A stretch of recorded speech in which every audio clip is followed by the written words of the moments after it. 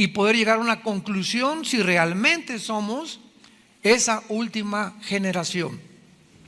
Muy bien, en Mateo capítulo 24, días antes de morir, Jesucristo estaba reunido con sus discípulos y le hicieron las tres preguntas más importantes dentro de la escatología.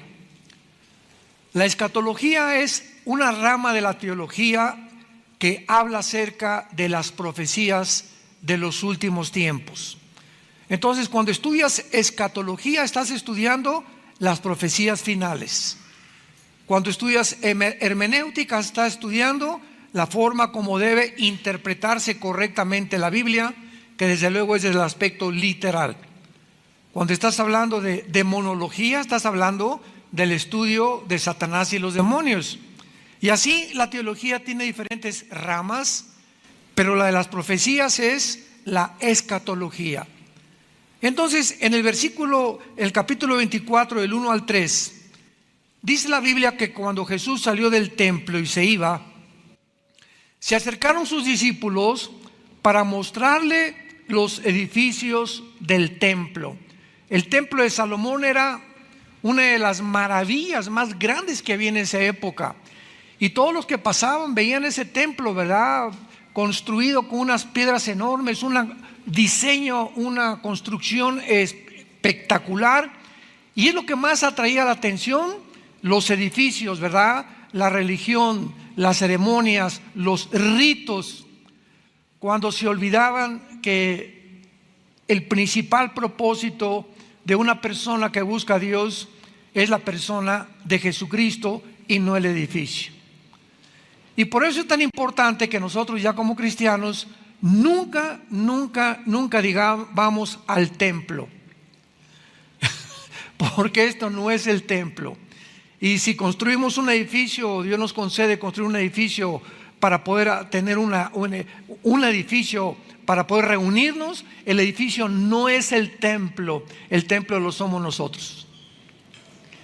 El templo somos nosotros. Antes de la cruz de Cristo, había lugares que se acercaban como el tabernáculo, que fue el lugar que Dios diseñó para que el pueblo de Dios se reuniera, y la presencia de Dios se encontraba ahí mismo, ¿verdad?, en el tabernáculo, en el arca del pacto.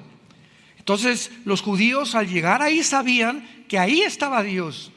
Dios escogió recluirse en ese lugar, en el arca, y cuando sacaban del arca iban siguiendo la presencia de Dios. Pero después de la cruz de Cristo a nuestros días, el Espíritu Santo bajó y entró a cada uno de nosotros e hizo nuestro cuerpo el templo nuevo de Dios. 1 Corintios 6, del 19 al 20. ¿Que no saben que ustedes son el templo del Espíritu Santo? Que el cuerpo es el templo donde ahora habita Dios. Entonces, donde 2 o 3 se reúnen, ahí está la iglesia. Entonces, todas estas cosas tenían que desaparecer. Todos estos conceptos de irnos de rodillas a un lugar sangrando las piernas, golpearnos con pencas de nopal la espalda, o Señor, te ofrezco que voy a ayunar un mes para que sanes a mi hijo. Imaginémonos nada más, Dios desde el cielo, sí, mira a Miguel el arcángel, mira a doña Chole, tiene un mes la pobrecita que no come para que yo le sane a su hijo. O sea, en otras palabras, doña Chole cree que yo no soy un Dios misericordioso y que ella tiene que hacer un sacrificio para que yo responda a sus oraciones. Y Dios no busca más sacrificios. Pues Señor, ahora voy a dejar a mi novia para que me contestes. O voy a hacer esto para que, o determinada acción para que tú puedas realmente saber que me tienes que responder y que yo te quiero. Todas estas acciones de los seres humanos son debido a la ignorancia de las Sagradas Escrituras. Dios hizo el sacrificio más grande en la cruz del Calvario y ya no hay ningún otro sacrificio que nosotros podamos hacer para agradar a Dios. Entonces, imaginémonos que hay un sacrificio que supere lo que hizo su hijo. Entonces, Dios nos da ese sacrificio a nosotros para que nosotros podamos entender que ahora Dios no busca eso, Dios busca obediencia. Entonces, es la obediencia la manera. ¿Quieres agradar a Dios? Obedécelo. Y no cuando tengas un enfermo, cuando tengas un problema en tu casa, ahora sí voy a ayunar, ahora sí voy a hacer esta cosa para que Dios me oiga. Y viviste 2 o 3 meses atrás en desobediencia a la palabra de Dios. Entonces no podemos hacer negocio con Dios. No es el genio de la lámpara de Aladino que le pedimos un milagro y que nos los tiene que hacer. Porque aunque hagamos lo que hagamos, a Dios le agradamos por la fe. Hebreos 11:6. Y sin fe es imposible. Ahí está claramente la declaración. No hay ninguna otra cosa que agrade a Dios más que tú creas lo que dice aquí. Cuando tú crees lo que dice aquí y obedeces lo que Él dice aquí, tú estás continuamente agradándole a Dios, satisfaciendo la voluntad de Dios, y Dios se agrada de nosotros y Dios nos corresponde dándonos una iluminación más clara de su voluntad. ¿Cómo podemos responder ante un problema con un hijo, con una hija, o en tu matrimonio, si te divorcias o no te divorcias, si compras esa casa, si no compras esa casa, qué carrera vas a estudiar? Entonces Dios nos responde iluminando nuestra mente cuando ve la obediencia. Y entonces la decisión que tomes, no te vas a arrepentir el día de mañana, porque todas las decisiones son para bien o para mal. Todas las decisiones que tomes en tu vida te van a afectar el día de mañana, en una semana, en 2 meses, el año que entra, para bien o para mal. Entonces estaban todos los fariseos y la gente asombrada, se acercaron para mostrarle los edificios del templo, y respondió él y les dijo, versículo 2, Mateo 24, ¿ven ustedes todo esto? De cierto les digo que no quedará aquí piedra sobre piedra que no sea derribada. O sea, ustedes se asombran por lo que ven, admiran las construcciones y creen que eso es realmente la religión. Quiero decirles que toda esta maravilla de edificio y de construcción no va a quedar piedra sobre piedra. ¿Qué estaba Jesús tratando de decirles? No pongan sus ojos en el edificio, ni en los ritos, ni en las ceremonias. Pongan sus ojos en mí. Yo soy el principal propósito por el cual tú debes vivir. ¿Cuándo se cumplió esta profecía? 70 años después de la muerte de Cristo.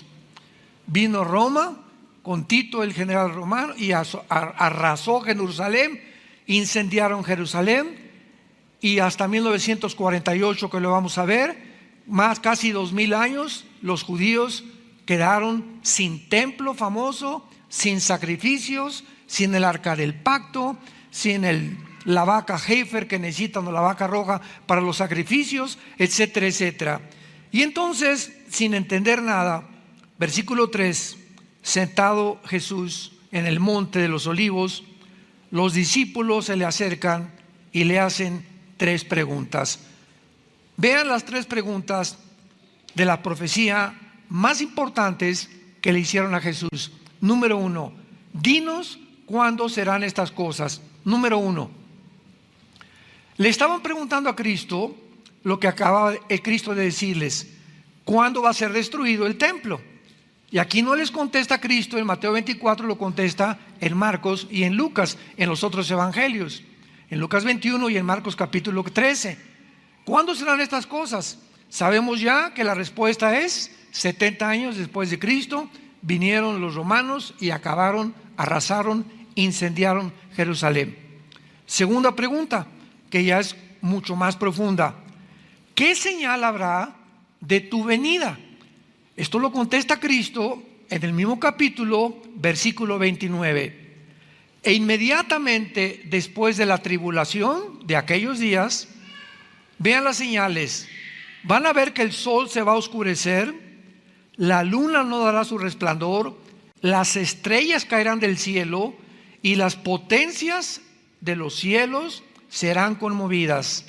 Entonces aparecerá la señal del Hijo del Hombre en el cielo y lamentarán todas las tribus de la tierra y verán al Hijo del Hombre viniendo sobre las nubes del cielo con poder y gloria. ¿Cuál es la señal de la segunda venida de Cristo?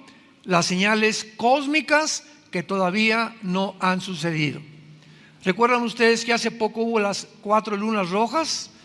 Y salieron por todos lados especulaciones y correos y en el TikTok y en las redes sociales. Es que nos encontramos, ya viene Cristo a las redes diciendo que porque las lunas se pusieron rojas en un eclipse que hubo lunar, ya era la señal que venía Jesucristo. Sin embargo, estas señales son para antes de la segunda venida de Cristo y no antes del rapto. Esa es la grande diferencia. Para el rapto no hay una sola señal. El rapto es inminente. ¿Qué significa inminencia? Sin ninguna aparición, sin ninguna señal, sin ningún anuncio. El rapto puede ser ahorita saliendo de este edificio, o en la noche, o mañana, o dentro de 6 meses. El día y la hora nadie la sabe. Pero como no hay ninguna señal específica para el rapto, la hay para los cristianos que vivan en la tribulación, que son los 7 años de la semana 70 de Daniel, que cuando lleguen ellos a la tribulación sabrán que cuando los fenómenos cósmicos aparezcan en el cielo y que sean los 7 años que profetizó Daniel en Daniel 9, 24 al 27, verán entonces que Jesucristo viene por ellos y se animarán a poder resistir al anticristo. Pero nosotros no tenemos ninguna señal. Por eso es tan importante estar atentos a la tercera señal y a la tercera pregunta. ¿Y qué señal habrá del fin? ¿Qué dice? Del fin del siglo o del fin de la historia. Entonces, ¿qué señal habrá de cuándo se destruyera el templo? Bueno, ya la sabemos. ¿Qué señal habrá en tu segunda venida? Fenómenos cósmicos, las estrellas, habrá cosas terribles en el mundo. Pero ¿cómo sabemos que hemos llegado al final? Que realmente nos hemos acercado al final de la última generación. Muy bien. Y después de las señales que ya Cristo comienza a mencionar en el versículo 4, entonces Jesús les dijo inmediatamente: miren que nadie los engañe. Mateo 24 está escrito exclusivamente a los judíos. ¿Cómo lo sabemos? Porque cuando anuncia Cristo la venida del anticristo, anuncia más adelante, el versículo 15 en adelante, de que los que están en Judea, que se escapen a los montes de la persecución del anticristo. Entonces, cuando Él les dice, miren que nadie los engañe, es porque ¿cuántos de ustedes han visto en los últimos meses que los judíos ortodoxos en Israel andan propagando que ya vino el Mesías? ¿No han visto ustedes en las redes sociales los videos? Se juntó un señor barbón con un sombrero y comenzaron a juntarse miles de judíos besándole la mano. Ahí están las redes sociales. Y estoy hablando de hace 2 o 3 meses. Hace un año apareció otro también, otro en Nueva York, otro rabino dijo que él era el Mesías, y fueron a Nueva York, se salieron de Jerusalén y querían ver realmente que era el Mesías para adorarlo. ¿Y cuántos judíos se han enfrentado con engañadores y falsos profetas? Porque rechazaron al que realmente Dios había escogido como el Mesías. Entonces, lo primero que Dios nos muestra es que el engaño vendrá como una de las señales más grandes de que nos encontramos en la última generación. Y así vamos a ir escudriñando poco a poquito diferentes pasajes para irnos acercando, irnos uniendo el rompecabezas que tenemos delante y poder descubrir, vuelvo a insistir, si nos encontramos en esa generación. El mundo ha sido engañado siempre, lo sabemos, ¿verdad? Hitler engañó a los judíos diciéndoles, ¿verdad?, que ellos no eran realmente el pueblo prometido, Hitler engañó al 85 millones de alemanes, fueron engañados por Hitler, creyendo que él era el Mesías. Benito Mussolini engañó a millones de italianos. Saddam Hussein engañó a millones de iraquíes. Carlos Marx engañó al mundo diciendo que el problema realmente del mundo no era espiritual, era social, era una lucha de clases. Alejandro el Magno engañó al mundo creyendo que los más grandes conquistadores eran los que iban a conquistar el mundo tarde o temprano. Rothschild, el que fundó la banca suiza, engañó hace 2 o 3 siglos al mundo, propagando, y junto después con David Rockefeller en el siglo XX, de que realmente la economía era la única forma de poder sobrevivir y poder sacar a la humanidad de los problemas de la guerra, etcétera, etcétera. Y así vamos toda la historia del mundo, desde la Torre de Babel, que fueron engañados. Vamos a levantar una torre, hagámonos un nombre, y vemos en la Torre de Babel la primera centralización del poder político y religioso. Todo tiene su origen en la Torre de Babel. ¿Qué significa esto?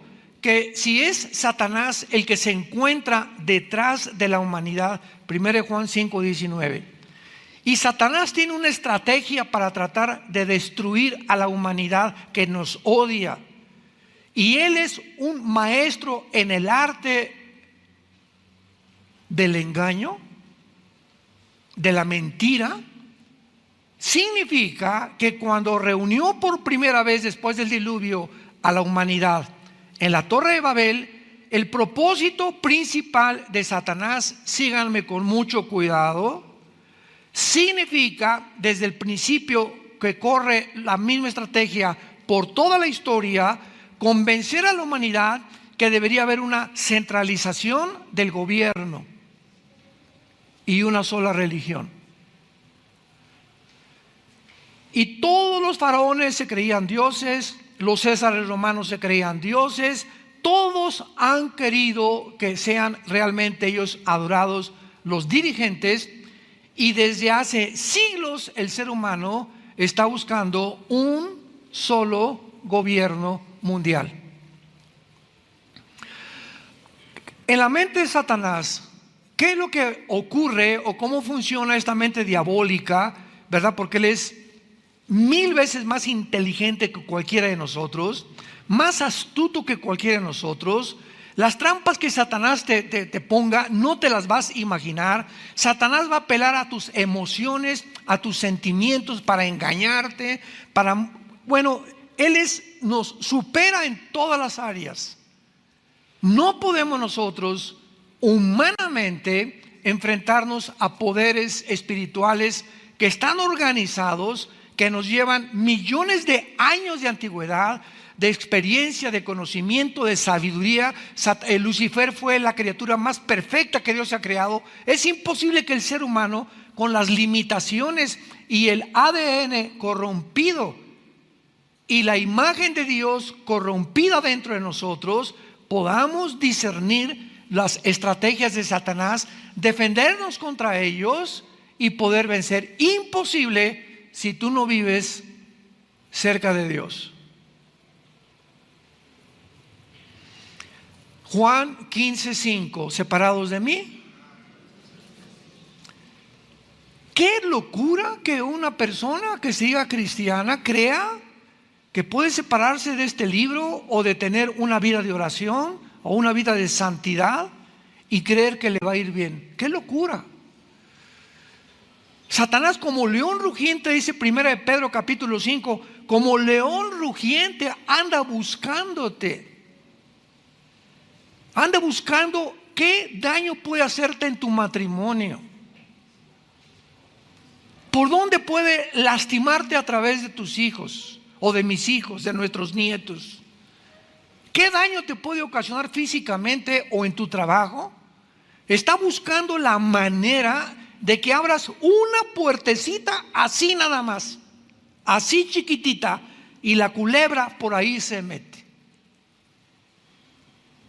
Tú en tu casa abres un canal de pornografía, le abriste una puerta de este tamaño a Satanás y a sus demonios. Se viene como la marabunta, como la hormiga marabunta, inundar las mentes y principalmente las mentes de los niños pequeños.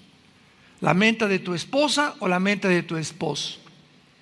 Todas estas puertas, el ocultismo, practicar la ouija, las cartas tarot, la lectura de la mano, que vayas a consultar a una bruja o que te hagan una limpia, todo eso abre puertas, abre portales, que hay una apertura entre el mundo físico dimensional de 4 dimensiones y el mundo multidimensional, que es el mundo de los espíritus. ¿Y qué es lo que abre las puertas? Para que estas entidades espirituales entren a este mundo, entren a tu casa, puedan tener control de tu mente. Lo acabo de mencionar: una vida sexual degenerada, pornografía, prácticas de ocultismo, brujería, limpias, vida de desobediencia y rebelión. La rebelión de los padres a los hijos, dice 1 Samuel 15:23, como pecado de rebelión es la brujería. Se compara la rebelión a tus papás como si estuvieras practicando la brujería y el ocultismo.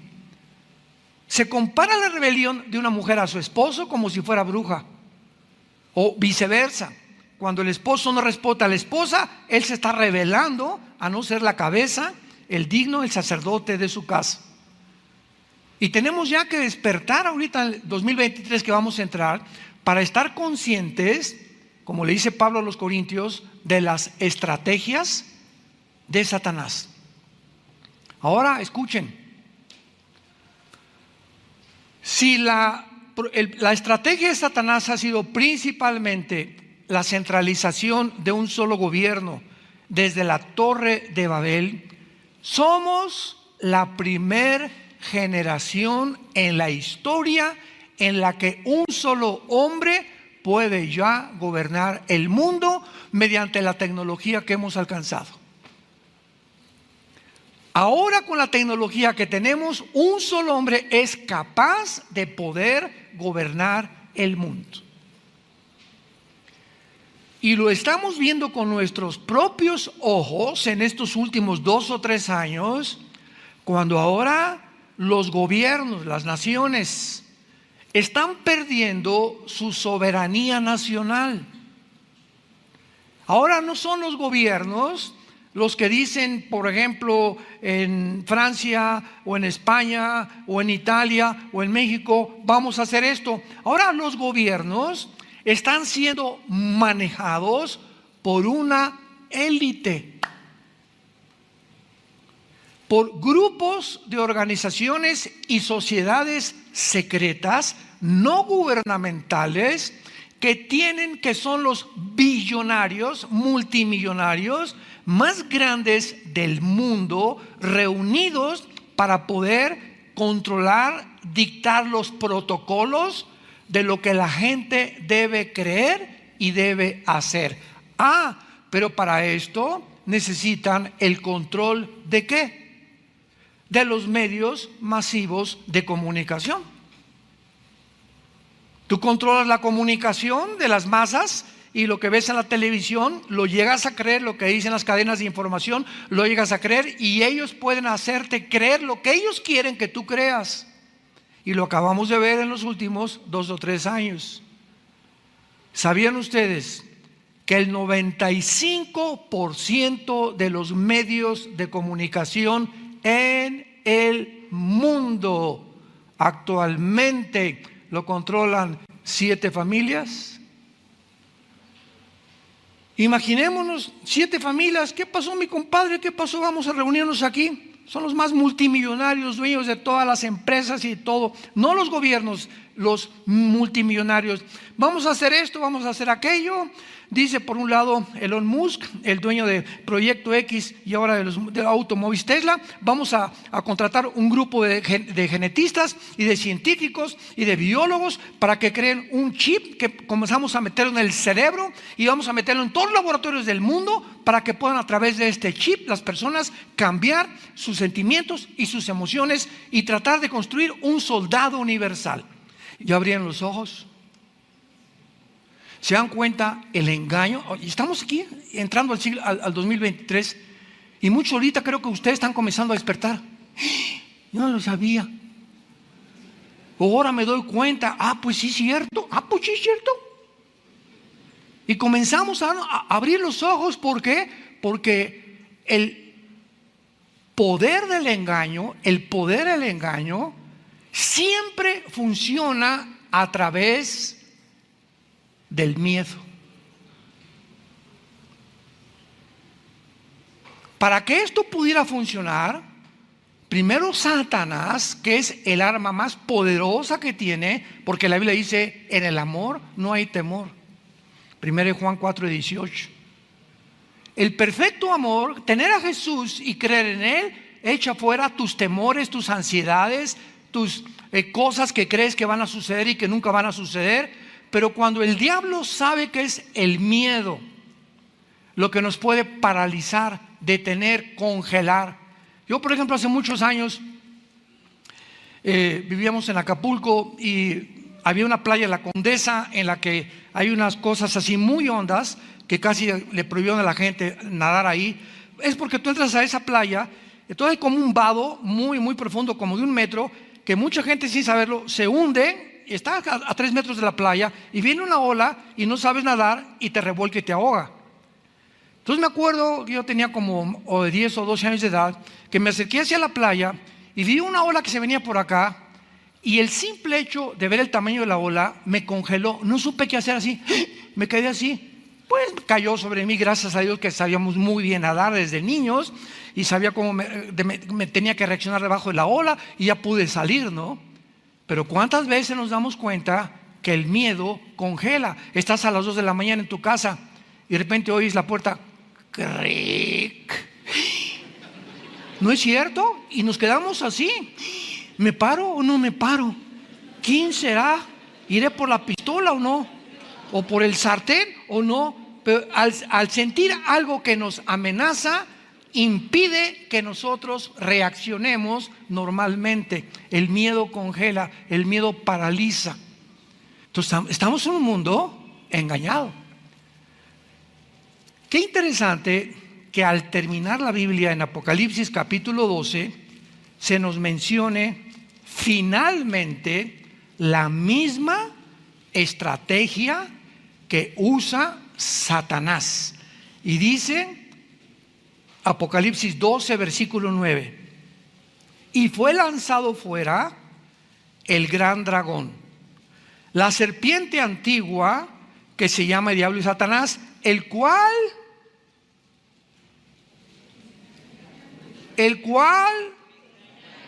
engaña al mundo entero.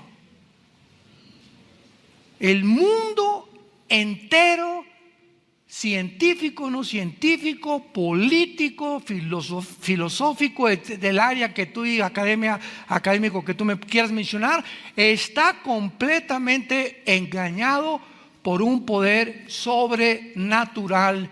Y para que el engaño resulte efectivo en tu vida, es porque tú vives lejos de Dios. Porque le dice Pablo a la iglesia de Tesalónica: ustedes no están en tinieblas. Yo recuerdo, amados santos, el 2020, que comenzó a surgir todo esto, fue como en febrero de 2020, que vi un anuncio en la televisión de esto del COVID, y me levantó el Señor como a las 2, 3 de la mañana, y no se imaginan ustedes, se apoderó de mí un sentimiento, pero muy profundo, que yo sabía que había algo de maldad en lo que se comenzaba a propagar en el mundo. Al otro día me levanté, creo febrero del 2020 comenzaba este movimiento. Desperté a mi esposa, a Marta, muy alterado, y le dije: por favor, necesito grabar algo y mandarlo a las redes sociales. Y lo grabé, y no se imaginan, se me vino el mundo entero, casi me crucifican, que yo estaba inventando, que yo no era biólogo, que yo era microbiólogo, etcétera, etcétera. Y todavía está ese primer video que mandé en las redes sociales diciendo: esto es un engaño, no lo crean. Claro que tenemos que protegernos, ¿verdad? Y el bicho existía, pero la forma como se estaba manipulando a la gente, había una agenda satánica detrás para poder reducir la población, para poder reducir la salud, para todavía violentar más nuestro sistema inmune. Y después se descubre que la famosa pañal, tapabocas que nos ponían, comenzaron a descubrir los científicos. Hay un aparatito que viene en la farmacia, se llama el oxímetro. No sé cuántos de ustedes lo compraron. Ese oxímetro lo recomendaban ya después de los últimos meses para que te lo pusieras en el dedo, y si tenías más de 90, pues no tenías COVID, o sea, estabas bien. Y si tenías menos, 80, 85, era probablemente que tuvieras el COVID. O sea, la oxigenación determina el grado de tu inmunidad. Y todas las personas que comenzaron a taparse la boca, se les comenzó a recomendar, y casi nadie hizo caso de comprarse el oxímetro. Y las personas que tenían tapada la boca, después de 1 o 2 horas, se les dijo: mídanse la oxigenación. Les bajaba a 85 de oxigenación. Oye, pero ¿qué es lo que nos da la vida? Es el oxígeno. Y nos sacaron de las playas, nos sacaron de los parques donde la fauna y los árboles producen, ¿verdad?, el oxígeno. Nos sacaron de ahí. No vayan a los parques, que los niños tampoco. No vayan a las playas. Fue una campaña, acuérdense cómo se vino, pero así estábamos, el mundo aterrado. Nos confinaron, nos encerraron, y todos con miedo. Y así es como pudimos ser controlados por la élite que gobernaba a los países, y los países aceptaban el mismo protocolo. Qué coincidencia que todos coincidieron el mismo protocolo. Se caen completamente el engaño cuando descubrimos lo que se encuentra detrás. Si tú agarras un anzuelo y te vas al mar y echas el anzuelo y lo jalas dentro del mar, ningún pez lo va a morder. Pero si tú al anzuelo le pones un pececito, el pez va, ¿y qué cosa muerde el anzuelo? Se dan cuenta que fue engañado. Cuando muerde el anzuelo, fue demasiado tarde. ¿Qué lo engañó? No distinguir que eso era falso, que era un engaño. De la misma forma, Satanás pesca a los seres humanos.